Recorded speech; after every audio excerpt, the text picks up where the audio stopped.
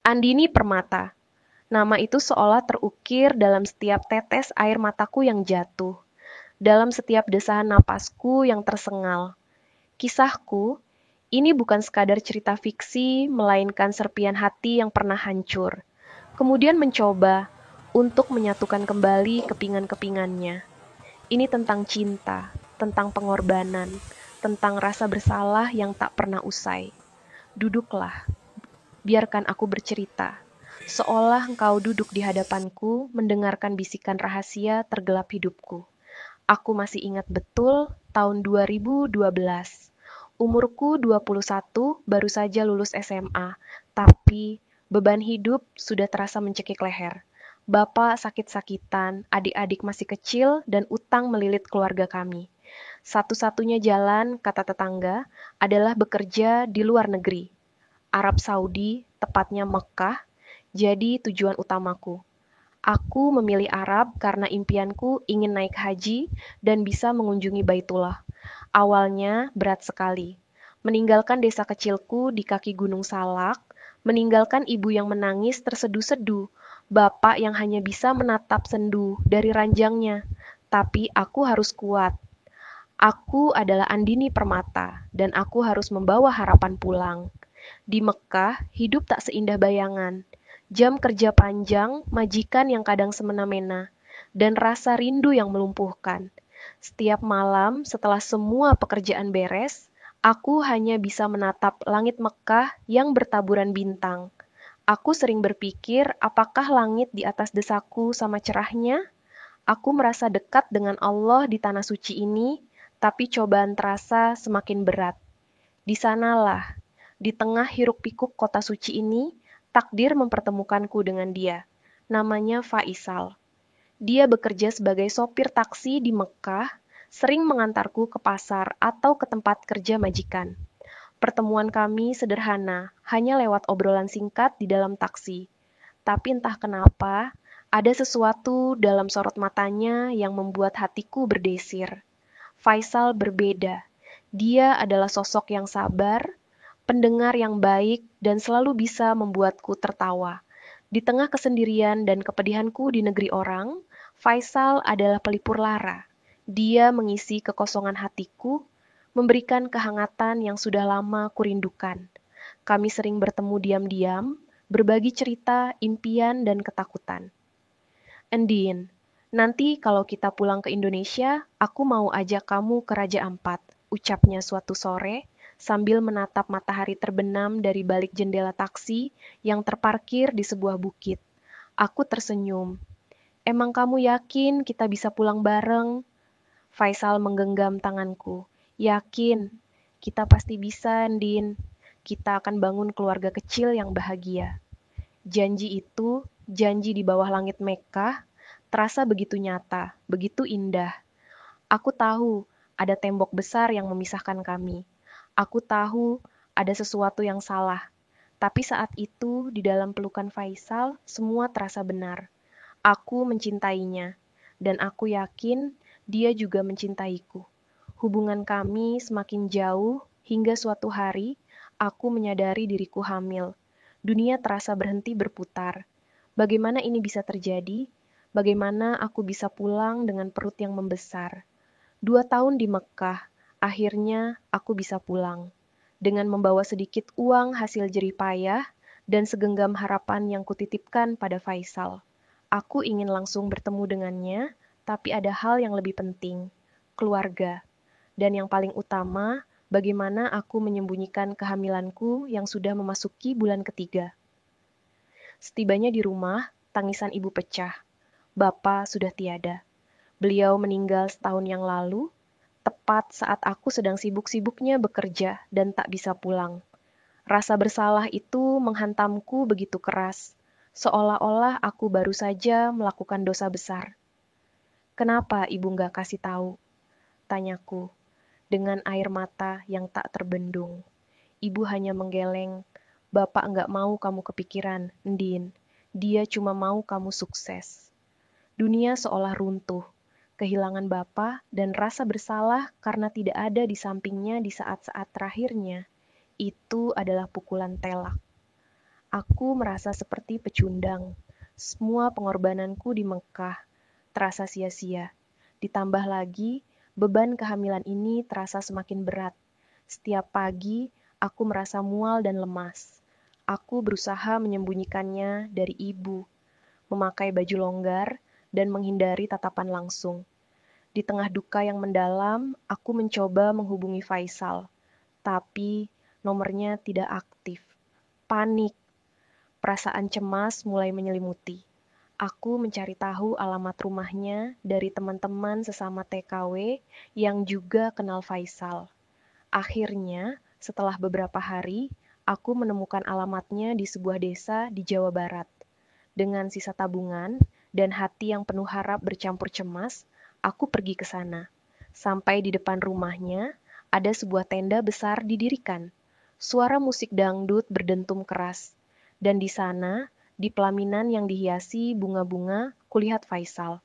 Dia mengenakan jas pengantin berwarna putih, tersenyum lebar ke arah seorang wanita cantik di sampingnya, istrinya. Jantungku serasa berhenti berdetak. Dunia berputar. Aku tidak salah lihat. Itu Faisal, Faisalku, Faisal yang menghamiliku. Aku berdiri mematung. Tak ada air mata yang keluar, hanya rasa hancur yang tak terlukiskan. Pengkhianatan, itu yang kurasakan.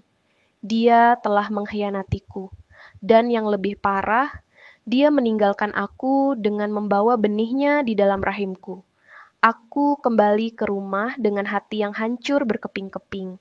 Berita pernikahan Faisal seperti pisau yang mengoyak-oyak jiwaku. Hari-hariku diisi dengan kesedihan, kemarahan, dan kebingungan. Aku tak tahu harus berbuat apa. Impianku untuk hidup bahagia bersamanya kini tinggal puing-puing. Dan kini aku harus menghadapi kenyataan pahit. Aku akan menjadi seorang ibu tanpa seorang ayah untuk anakku. Keluargaku menyadari perubahan dalam diriku. Ibu sering bertanya, "Ada apa, Ndin? Kamu kok murung terus?" Aku hanya bisa menjawab dengan senyuman pahit, mengatakan bahwa aku hanya merindukan Mekah. Aku tidak bisa menceritakan kebenaran tentang kehamilanku. Bagaimana bisa? Mereka sudah cukup menderita. Bapak baru saja meninggal. Jika ibu tahu, pasti dia akan sangat terpukul. Perutku semakin membesar. Aku semakin kesulitan menyembunyikannya. Setiap pagi, aku memeriksa diriku di cermin, cemas. Aku mulai memakai pakaian ibu yang lebih longgar, mengatakan bahwa aku suka gaya pakaiannya. Ibu polosnya tidak curiga, tapi aku tahu, cepat atau lambat dia akan mengetahuinya. Beberapa minggu berlalu, aku mencoba bangkit, mencoba mencari pekerjaan di kota terdekat. Apapun, asal aku bisa melupakan Faisal. Aku bekerja di sebuah pabrik garmen, jam kerja panjang, gaji pas-pasan. Tapi setidaknya, itu mengalihkan pikiranku dari rasa sakit dan kecemasanku tentang kehamilan ini. Sampai suatu sore, ponselku berdering. Nomor tak dikenal. Aku ragu mengangkatnya, tapi entah kenapa ada dorongan kuat dalam diriku. "Halo?" Suaraku bergetar. "Andini." Suara itu suara yang sangat kukenal, suara yang selalu menghantuiku dalam mimpi. Faisal. Jantungku berdegup kencang. Aku ingin marah, ingin memaki, tapi lidahku keluh. "Ada apa?" Aku Aku minta maaf, Din. Suaranya terdengar serak. Aku tahu aku salah. Aku pengecut. Rasa benci dan rindu bercampur aduk. Aku mematikan telepon. Tapi dia terus menelepon. Setiap hari. Aku sering mengabaikannya. Tapi terkadang, rasa penasaran itu terlalu kuat. Akhirnya, aku setuju untuk bertemu dengannya. Di sebuah kafe kecil di kota. Dia datang dengan wajah lesu, mata sembab. Bukan Faisal yang kukenal dulu. "Kenapa kamu melakukan ini, Sal?" tanyaku, dengan suara bergetar menahan tangis. "Dan kenapa kamu ninggalin aku dalam keadaan kayak gini?" Tangan kananku refleks memegangi perutku yang mulai membuncit. Dia menunduk, dan pandangannya langsung tertuju pada perutku. Matanya membelalak.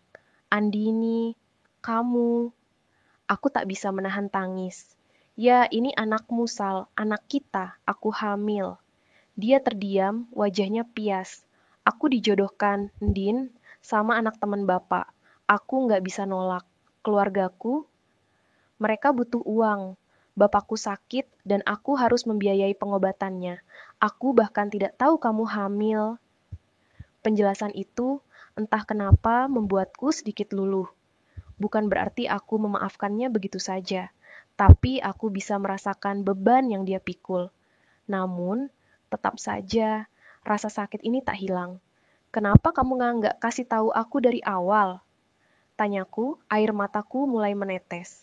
Aku takut, Andien. Aku takut kehilangan kamu. Aku egois.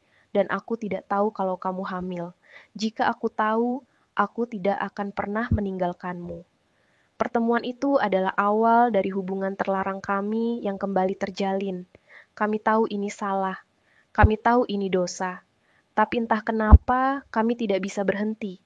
Rasa rindu yang terpendam, rasa cinta yang belum padam, semua kembali membara. Ditambah lagi, kini ada ikatan baru, yaitu anak kami. Kami bertemu diam-diam di tempat-tempat tersembunyi. Setiap sentuhan, setiap tatapan adalah percampuran antara kebahagiaan dan rasa bersalah yang menusuk. Faisal selalu bilang, "Aku akan selesaikan ini nih, Endin. Aku akan bicara sama istriku." Tapi hari demi hari berlalu, janji itu tak pernah ditepati. Aku tahu dia kesulitan. Aku tahu dia terperangkap dalam situasinya. Tapi aku juga merasa hancur setiap kali kami berpisah. Aku adalah wanita simpanan. Aku adalah perusak rumah tangga orang. Dan kini aku juga akan menjadi seorang ibu tunggal. Hubungan terlarang kami berlangsung selama hampir setahun, tersembunyi dari mata dunia. Meskipun perutku semakin membesar. Selama itu aku hidup dalam ketakutan. Takut jika rahasia ini terbongkar. Takut jika ibu tahu. Takut jika istri Faisal tahu. Dan hari itu akhirnya datang. Hari yang selalu kuhindari. Suatu sore, saat aku sedang bekerja di pabrik, ponselku berdering. Nomor rumah. Aku segera mengangkatnya. "Andini, pulang, cepat pulang." Suara ibu terdengar panik. Jantungku berdegup kencang. "Ada apa?" Aku segera minta izin pulang. Setibanya di rumah, kulihat ibu duduk di sofa, wajahnya pucat pasi. Di depannya, ada seorang wanita yang tak kukenal, dengan wajah merah padam. Dan di samping wanita itu, Faisal.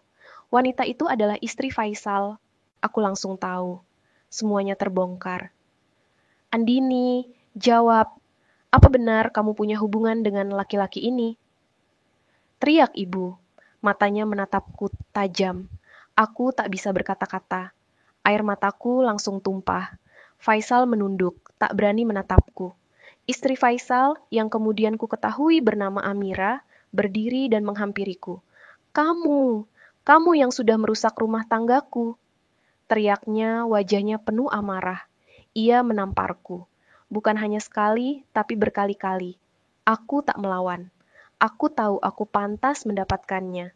Rasa bersalah itu menusukku hingga ke ulu hati. Ibu menangis histeris. "Andini, astagfirullah, apa yang kamu lakukan? Dan perutmu itu..." Matanya membelalak melihat perutku yang sudah membesar. Aku hanya bisa menangis, meminta maaf. "Maafkan aku, Bu. Maafkan aku." Rumah kami mendadak ramai. Tetangga berdatangan, ingin tahu ada apa. Aku merasa seperti penjahat yang tertangkap basah. Nama baik keluargaku, yang sudah susah payahku bangun, hancur dalam sekejap. Faisal mencoba membela diri, mencoba menjelaskan situasinya pada istrinya. Tapi Amira tidak mau mendengar. Dia menyeret Faisal pulang, meninggalkan kami dalam kehancuran. Beberapa minggu setelah kejadian itu, di tengah rasa malu dan duka yang mendalam, tiba-tiba perutku terasa sakit luar biasa. Aku tahu ini saatnya. Ibu panik, tapi dengan sigap dia membantuku. Tanpa suami, tanpa persiapan yang matang, di tengah cemoohan tetangga, aku melahirkan seorang bayi perempuan yang cantik. Namanya Hasna. Melihat wajah polos Hasna, semua rasa sakit dan malu seolah sirna. Dia adalah anugerah terindah dalam hidupku, tapi sekaligus dia adalah pengingat akan semua kesalahanku, derai air mata dan pengorbanan untuk Hasna. Setelah kejadian itu dan setelah kelahiran Hasna, hidupku menjadi neraka. Ibu kecewa berat, tapi kini dia juga harus membantu merawat Hasna. Adik-adikku malu, tetangga berbisik-bisik di belakangku. Aku menjadi bahan omongan. Andini Permata, si mantan TKW yang merusak rumah tangga orang dan pulang membawa anak haram. Setiap hari aku menangis. Rasa bersalah itu terus menghantuiku. Aku telah menghancurkan hidupku sendiri dan juga hidup keluargaku. Ibu, yang selalu kubanggakan, kini menatapku dengan tatapan kecewa, diselingi kekhawatiran pada cucunya. Apa yang harus ibu bilang sama bapak di surga? Endin? Ucapnya suatu malam, dengan suara parau, sambil membelai rambut Hasna. Kata-kata itu adalah cambuk bagiku. Bapak, yang dulu selalu percaya padaku. Kini aku telah mencoreng namanya. Aku mencoba menghubungi Faisal, tapi nomornya sudah tak aktif. Dia benar-benar menghilang dari hidupku. Atau lebih tepatnya, aku yang harus menghilang dari hidupnya. Aku tidak lagi peduli padanya. Kini, fokusku hanya pada Hasna. Aku harus membesarkannya. Aku harus memberikannya masa depan yang lebih baik. Berhari-hari, berminggu-minggu, aku hanya mengurung diri di kamar, merawat Hasna. Makan tak nafsu, tidur tak nyenyak. Aku berpikir untuk mengakhiri semuanya. Tapi kemudian, aku teringat wajah Hasna yang polos, senyumnya yang mungil. Aku tak bisa menyerah. Aku harus menebus kesalahanku demi dia. Suatu pagi, aku membuat keputusan. Aku harus pergi dari desa ini. Aku harus memulai hidup baru. Jauh dari semua kenangan buruk ini. Jauh dari semua rasa bersalah ini. Aku harus membesarkan Hasna di tempat yang tidak mengenalku, di mana dia tidak akan dicemooh karena siapa ibunya. Aku menjual sedikit harta benda peninggalan bapak, ditambah sisa tabunganku. Aku memutuskan untuk merantau ke Medan, sebuah kota besar yang jauh dari hiruk-pikuk Jawa. Aku tidak peduli akan jadi apa di sana. Aku hanya ingin lari dan memberikan kehidupan yang layak untuk Hasna. Sebelum berangkat, aku memeluk ibu erat-erat. Bu, maafkan Andini. Andini janji, Andini akan jadi anak yang baik. Andini akan membanggakan ibu. Dan Andini akan membesarkan Hasna dengan baik. Ibu memelukku erat, air matanya membasahi kerudungku. Jaga diri baik-baik, Endin. Ibu akan selalu mendoakanmu dan Hasna. Dan dengan berat hati, aku meninggalkan kampung halamanku. Meninggalkan semua yang pernah kumiliki. Meninggalkan cinta terlarang yang telah menghancurkanku. Namun juga memberiku anugerah terindah. Ini adalah pengorbananku. Pengorbanan untuk menebus dosa-dosaku. Dan untuk masa depan Hasna. Di Medan, hidupku dimulai dari nol. Aku bekerja serabutan. Jadi, buruh cuci, pelayan toko, apa saja yang bisa menghasilkan uang. Hasna selalu bersamaku. Aku tidak peduli dengan pandangan orang atau apa yang mereka katakan. Aku hanya ingin hidup tenang dan membersihkan namaku demi Hasna. Berbulan-bulan berlalu. Aku mulai bisa bernapas lega. Rasa sakit itu masih ada, tapi sudah tidak sesakit dulu. Aku mulai bisa tersenyum lagi, terutama saat melihat Hasna tumbuh besar. Aku mulai bisa tidur nyenyak. Suatu hari, saat aku sedang membereskan barang-barang lamaku, aku menemukan sebuah Al-Quran tua. Al-Quran yang kubawa dari Mekkah. Aku membukanya, lembar demi lembar, membaca ayat-ayat suci yang dulu sering kubaca di tanah suci.